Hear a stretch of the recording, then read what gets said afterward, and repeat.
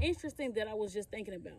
If you ever grew up in a dysfunctional household where the parents might have treated certain kids better than the other children, the funny thing about that is always the child the parents treated the worst is the child that do the most for the parents. See, the kids that they put on the pedestal and they always bragged about and praised, those kids either move on with their life and they move away from their parents, they stop talking to their parents as much, and their parents are still like desperate to call them and speak to them, and those kids are trying to distance themselves from them.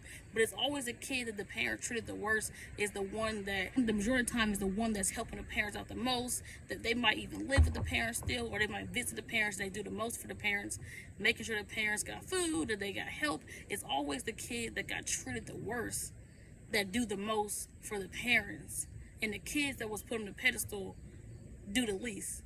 It's interesting how you can disrespect somebody so much, but that person still has enough heart to be nice to you, and the ones that you thought was going to take care of you end up moving away from you. That's so interesting about dysfunctional parents. I say that to say, this is why I always tell people you should never be mean to somebody, because you never know who's going to help you and who's not. I think sometimes people think by putting certain people on a pedestal, those people will take care of them in the long run. And by being mean to the other person will make that person go away, but that person is the one that actually stands by your side and helps you out through all your pain, when the other person left you with all that pain.